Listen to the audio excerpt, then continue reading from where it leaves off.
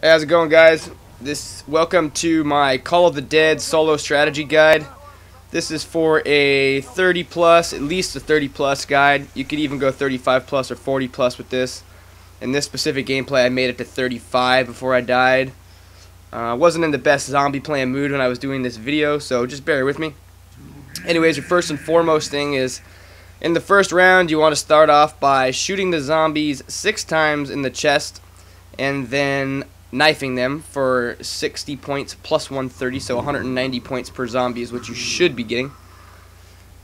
In the second round, you want to be shooting them with the pistol 8 times in the chest and then knifing. Okay, you follow. And after you do that, I'm just going to go through the first 2 rounds here real quick. I might even let this video play through all the way until I turn the power on, and then I'll show you how I do this. But this is going to be a little bit more in-depth of a strategy guide than most of the other ones out there on YouTube, because I'm going to show you a lot more gameplay and explain things a little bit more clearly. Anyways, the boat that I'm at right now is going to be the first boat that we open. We're not going to open that boat until the end of round 2. Okay, that boat leads up to the top of the boat, or the entrance to the boat where the power is.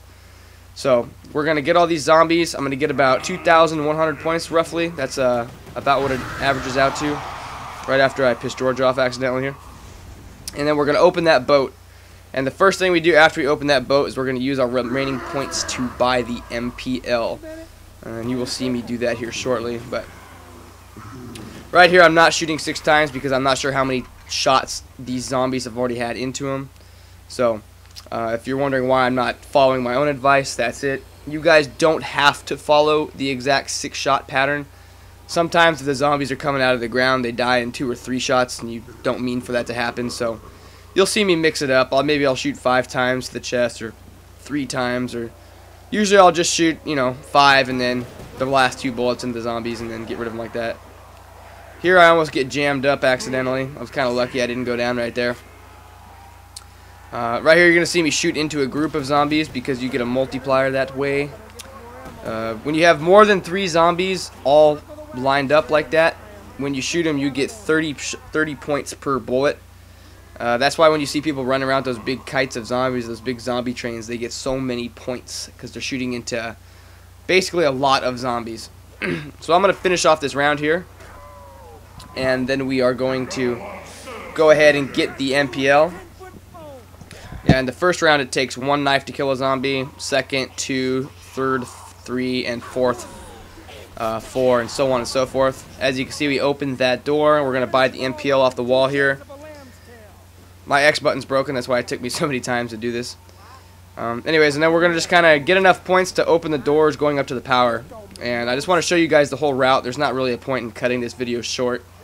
I'll probably shoot for having this video about 15 to 20 minutes long. Like I said, it's going to be a little more in depth. And one thing I've noticed on this map is that when the boards are full, and they haven't pulled any boards off the wall, don't try to knife them because the knife detection doesn't work very well. And at the MPL, my biggest tip with using the MPL is to hip fire like I'm doing for headshots and just try to burst it little bits like that because it does shoot really quickly. And again, my X button's failing. So we're going to open that one, which is a 1,250 point door. We're going to go up here, we're going to run all the way up to the 3rd story, and that's where we're going to hang out until we have enough money to turn on the power. So this is the top, this is the 3rd story of the boat right here. There's a door on the back side of this hut where the power walls are, or where the power switch is. So we're going to open that right as soon as we have enough points for that. I'm going to keep going for my little headshots here. Shortly following the power, I'm going to turn on, or I'm going to open the door that goes over to the MP40. However, I'm not going to go down to jugs yet. I never go down straight to jugs. I don't like getting trapped down there. If you ever took a look at where Juggernaut's at, and then that little top square and bottom square area, you would understand what I meant when I said it's easy to get stuck, because it's kind of a confined space. I guess my second biggest tip that I should mention, and I should have mentioned from the start, is do not trade out your pistol, your default 1911. Do not trade that out, because when you pack a punch the 1911, you get the Mustang and Sally, and those are explosive pistols, and when used with PhD flop, they essentially are an awesome oh shit moment gun. So you're going to see me hang around here and try to get these last zombies. trying to get the next 1,250 points to open up the door to MP40, and after that I will show you where I go to my area, and then we are going to start cutting scenes and showing you how I do things from then on out. So it'll be a little bit shorter clips, but you'll have a general idea of how to do things and the routes that I run and so on and so forth. Again, just headshotting, little bursts, trying not to waste too much ammo. The MPL shoots incredibly quickly, so I wouldn't want to sit there and hold that thing down fully automatic, because you will run out of ammo. In these early rounds, max ammos are more frequent than in the later rounds. Especially when you get to round 30, max ammos are very infrequent. That's why it's good to buy a gun like the 74U off the wall. That way you always can just buy ammo. Because 4,500 points, as I said, max ammos are frequent here. So now I have enough points, I'm going to try to get rid of the zombies. And then I'm going to go ahead and open the next boat.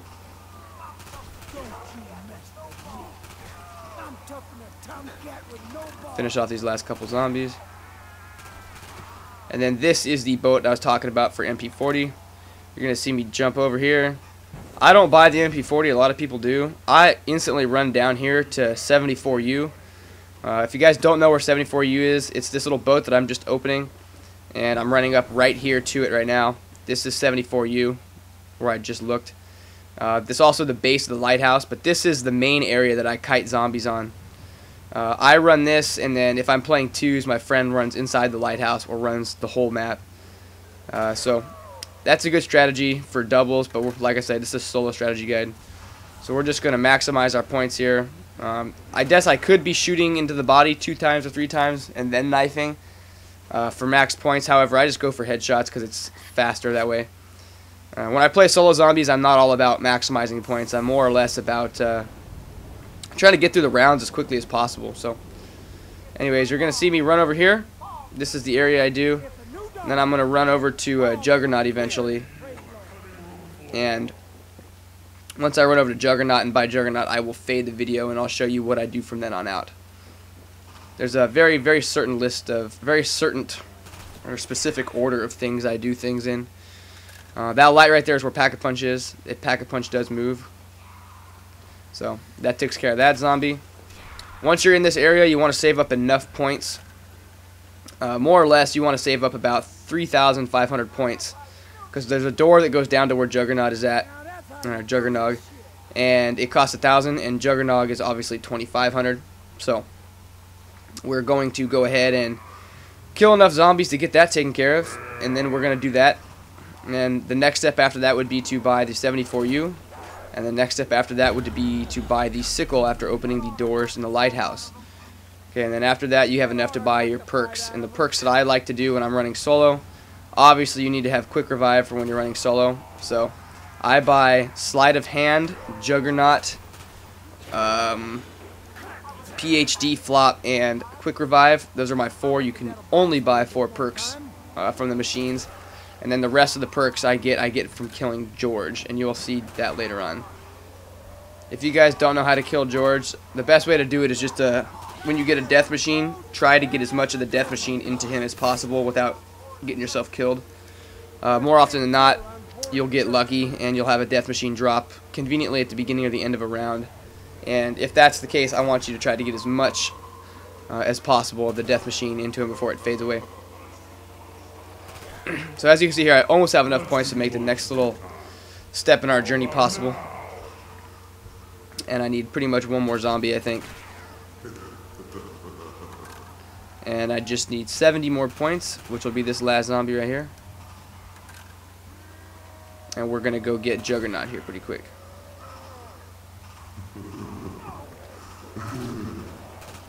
There we go. Finally kill the last guy with terrible accuracy.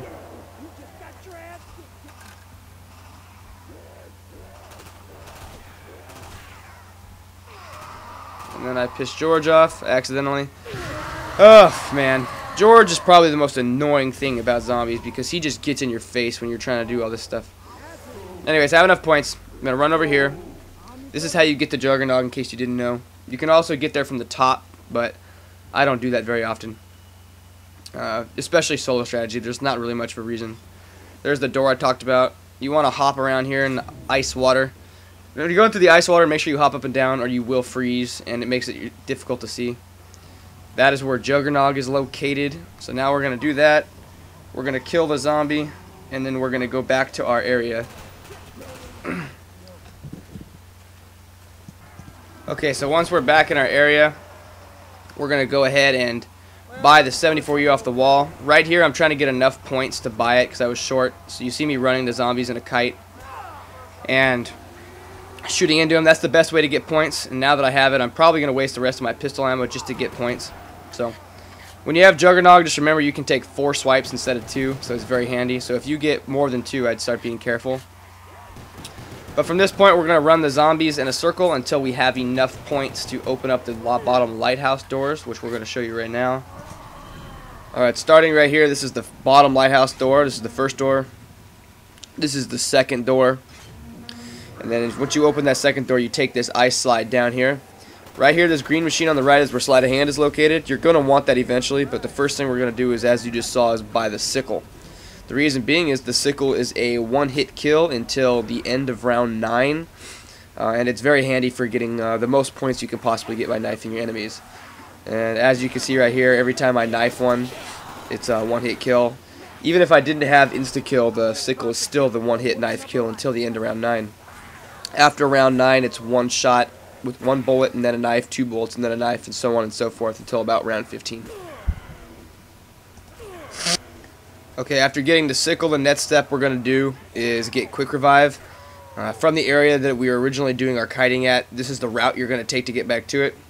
You're going to go back over here towards Juggernaut. You're going to climb up these stairs right here. This is where MP40 is located, and then you're going to take this little drop right here. The other drop will take you back to your loop, so later on if you do get in a jam, you can run that loop and drop back down behind zombies that are chasing you. So, just a little side note. Quick revive is right here in the spawn. It's only 1,500 points. It's located right here in the little ice pad. And quick revive is very important because if you have quick revive and you do go down, it enables you to pull out your Mustang Sallies and get back up. And you can get back up a total of 3 times before that machine will disappear.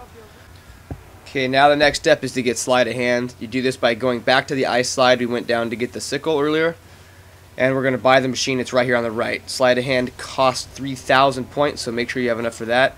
And on your way out, if you have any zombies, just feel free to hit them with your sickle as it's still a one-hit kill. The next and perhaps most important perk we're going to buy is located up here from the 74U loop. We're going to go up those stairs, up these stairs, and buy PhD Flopper. Now this will enable you to not take any explosive damage from your pistols, and the next step is that we're going to pack-a-punch those pistols so that they have the grenade launcher capability. Pack-a-punch is located by looking at the top of the lighthouse and finding the orange light and seeing where it's landed. Right now it's at stamina, so I run back here and we're going to pack-a-punch our pistols. At this point they're more important than the 74U because just in case you get stuck, now that you have PhD Flopper, you can shoot your feet and clear out any zombies that would have downed you had you not had them pistols. Okay, now the next step that I did was kill George.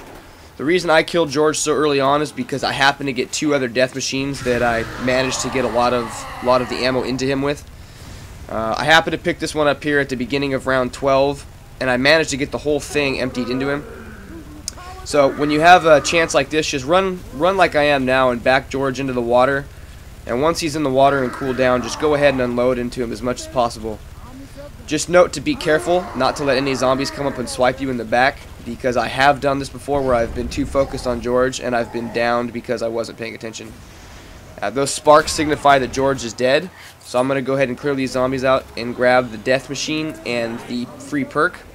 I got double tap, and because I got the Easter egg challenge or the Easter egg achievement, every time George drops a death machine, it's actually the Wunderwaffe, which is from World at War. So it's essentially a thunder gun, so once you have it, run the zombies in a big circle until you have a lot of zombies built up, and then just shoot into them like I just did. The Wunderwaffe kills up to 10 zombies at a time, and you can do this until you run out of ammo. The only way you can get enough ammo to keep the Wunderwaffe for a long period of time is to keep getting max ammo drops. So don't plan on keeping this throughout the entire game. Now because I got the Wunderwaffe, I never got a chance to pack-a-punch my AK. So we're going to go ahead and pack-a-punch the AK. Once we do this, we're going to go back to the AK-74U area where we're running our loop, and we are going to continuously run a loop and kill zombies. We call this kiting, and I'm going to show you guys a couple of clips or a couple of demonstrations of this, and you're going to basically do this all the way up until round 25. So I'll show you the clips right now. Go ahead and take note of that, and then I'll go into the next step. Now I'm going to demonstrate to you guys right now how we kite the zombies. If you didn't notice, I did lose my double tap perk. That's because I did go down. I didn't want to show you guys that because it was a rather stupid way to go down. But as you're going to see right there, I shot George, and when George is angry, he obviously chases you, right? So I'm going to have George chase me over here to the slide, and as I talked about earlier, when he gets to the bottom of the slide, he'll cool off, and it'll take him quite some time to walk from where the bottom of the slide is back to the AK-74U loop.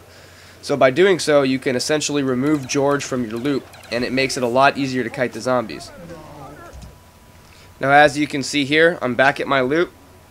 We're going to continue to run this loop as the zombies spawn, navigating in and out of the zombies, trying not to get hit. The key is to looking for openings between the zombies and capitalizing upon those openings. So you're going to do this until you have all 24 zombies spawned in on the map. Like I said earlier, only 24 zombies can spawn in at once. So go ahead and run around with your pistols out. It's important to note that you have to have your pistols out just in case you get stuck. I can't stress that point enough. And then once you get a big group of zombies, go ahead and pull out your 74U. And as you saw right there, it's a very good thing I had my pistols out or I might have gone down. So you're going to basically continue to do this until round 25. And once we hit round 25, we're going to do the next step, which is to hit the random box and try to get a ray gun. Okay, so at the end of round 26, I made a crawler. I'm sure most of you guys watching this know how to do that. If you don't, just take one of your pistol shots and shoot it at the legs of a zombie, and that will essentially cut the zombie in half so he's crawling around slowly on his upper torso. Once we do that, we're going to try to find the random box. The random box, if you look to the sky, there will be a blue beacon of light. In this case, it was at the top of the lighthouse. So I'm going to come up here, and I'm going to buy guns and swap out my 74U. You're going to see me swap it out for this gun, just because by swapping the guns out and picking them up, the box opens and shuts faster so you can get to the next gun in the cycle more quickly. So I buy a Spectre. I'm going to buy every other gun that comes up, and what we're going for is the Porter's X-ray gun. So we're going to do that. Once we get the ray gun, we're going to pack-a-punch the ray gun and then head back down to the bottom of the lighthouse. And once we do that, we're going to continue our zombie loop. I'm going to hit the box one more time, and I am going to get the ray gun. And you guys already know how to find Pack-a-Punch and how to Pack-a-Punch, so I'm going to fast forward to the next scene. Okay, so here's my last round. As you see, I'm still running the circles around the AK-74U area, and I have my ray gun out, and I'm shooting the zombies. I am going to go down here in a very stupid way, and the only reason I went down is because I didn't have any pistol ammo to get out of this situation. But as you can see, that's why the pistols are so important, and I should have used my ammo more carefully. Anyways, guys, I survived 35 rounds using that strategy. I got 203,000 points, 1,967 kills. And yeah, if you guys follow that strategy, you can easily go 30+. So good luck.